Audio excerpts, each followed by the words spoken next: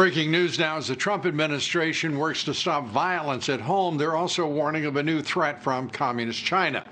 The Pentagon released a report today titled Military and Security Developments Involving the People's Republic of China. The report says China plans to double its nuclear warhead arsenal over the next decade. They also warn China is trying to match or surpass the United States as a superpower by 2049.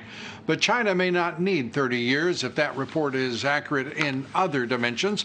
The Pentagon report says this, quote, over the next decade, China's nuclear warhead stockpile, currently estimated in the low 200s, is projected to at least double in size as China expands and modernizes its nuclear forces. The report recognizing China's Navy, which was characterized in this report a year ago as the largest Navy in the region. This report recognizes it as the largest in the world. The State Department today revealed more about former Ambassador Marie Yovanovitch's efforts to spy on the social media accounts of 13 Americans last year. I'm on that list. The memos were released under a Freedom of Information lawsuit brought by Judicial Watch, showing the American Embassy in Ukraine monitored the social media accounts of John Solomon, Tom Fitton, Donald Trump Jr., Sean Hannity, me, and other conservatives. The spying ended after the embassy was told by the State Department the actions were barred by federal law. That didn't come up during those fantastical hearings, did it?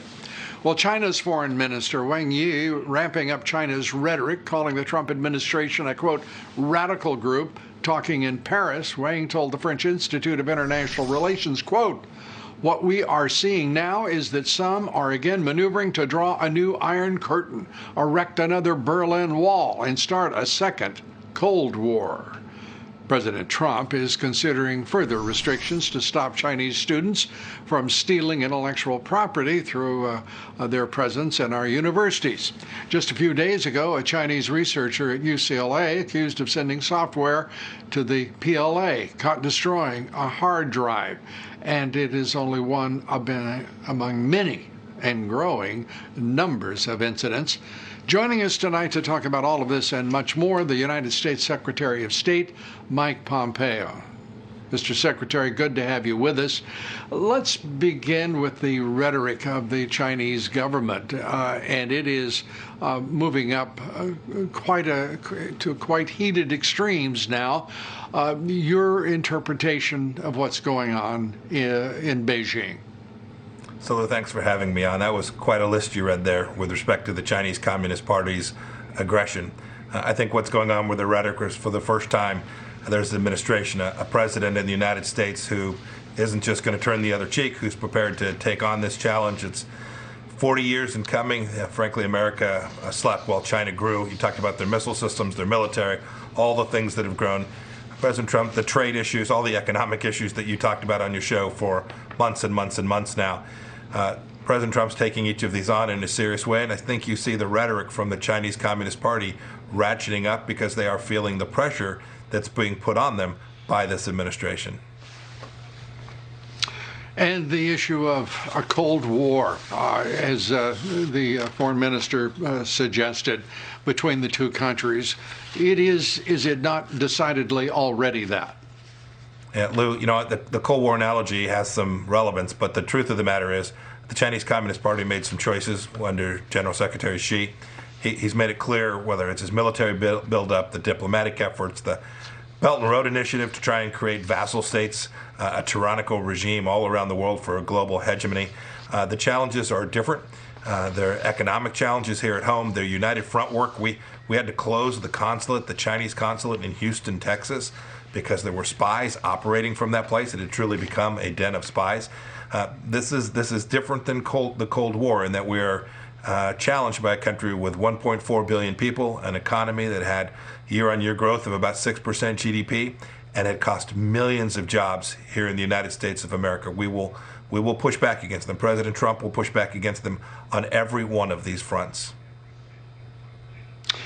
Among those fronts are the companies, the front companies from the People's Republic of China in this country, hundreds upon hundreds of them, that are stealing intellectual property, whether by whatever means, but including cyber, of course, cyber attacks.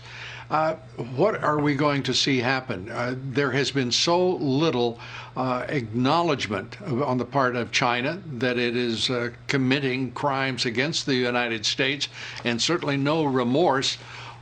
Are we going to carry out a full assault on those who would steal our intellectual property, our technology secrets, our military secrets? I'm confident that under President Trump's leadership we will, Lou. Your point's well taken.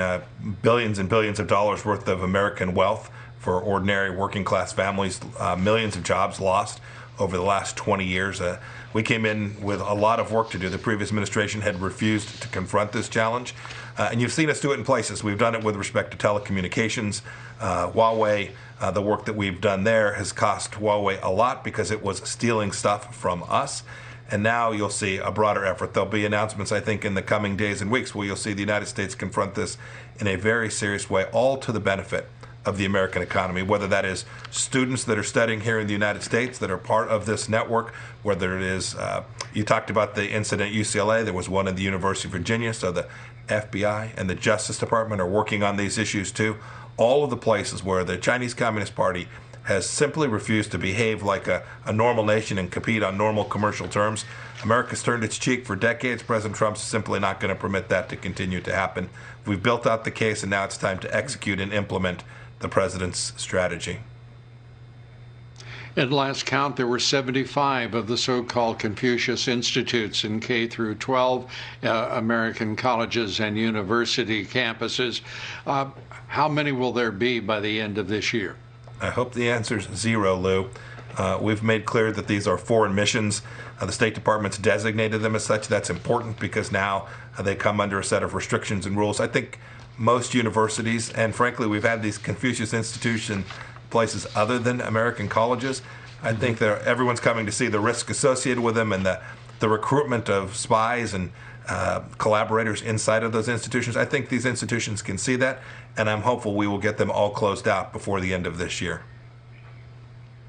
And the prospect that Chinese students will just simply be disallowed in the United States because they have been the agents, if you will, of espionage amongst the many agents of espionage in this country working for the CCP.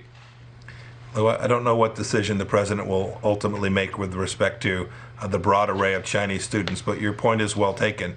There aren't all spies, but many of them are being watched. Their families back home are being watched, and these are efforts for the Chinese government, the Chinese Communist Party in particular, to identify those that might ultimately work on their behalf. As the complexity, the depth of the complexity and this challenge and threat from the People's Republic of China, it has to be met on so many levels and in so many theaters, including amongst our allies, whether they be in Europe or Southeast Asia. We know that India, Modi has sent a warship into the South China Sea, an act in response. It is at least interpreted as such against the clashes on the border with China, and also it appears with some affinity with the U.S. Navy that is in the South China Sea. The importance of the relationship with India in meeting the threat from China. Lou, it's central that we have friends and allies in this battle. We've worked for 2 years now to build that out. We've made real progress. You've seen lots of countries turn away from Huawei. You've seen them acknowledge threat. They slept on this threat the same way America did for 2 decades. I think you're seeing the entire world begin to unite around the central understanding that the Chinese Communist Party simply is going to refuse to compete in a fair, reciprocal, transparent way. And so whether it's our friends in India, our friends in Australia, our friends in Japan and South Korea, I think they have all come to see the risk to their own people, to their own countries, and you'll see them partner with the United States to push back on every front that we've talked about this evening. And amongst the most energetic of lobbyists in corporate America and Wall Street has been BlackRock. And BlackRock announcing that it will be setting up the first mutual fund in China without joint venture partners or any constraints, apparent constraints that have been the case for 20 years there. This looks peculiar given the tensions between the two countries and the fact that BlackRock has been among those institutions working against President Trump's values and insistence on policy to constrain China. What should we make of that? Well, I don't want to speak about any particular single private company, but make no mistake about it, the president has made clear our expectations for complying with U.S. law, complying with all of the requirements that we have here in place, that we want a fair and reciprocal trade relationship. You saw this in the negotiations over the trade deal. We didn't get the big deal done. Most administrations would have caved, given the Chinese what they want. President Trump refused to do that. And I think you'll see more that follows on the economic front that'll be really important to secure jobs and wealth for people here in the United States. Well, we've seen almost 4 years of it from this administration, so we look forward to a replication. Secretary of State Mike Pompeo, we appreciate it much.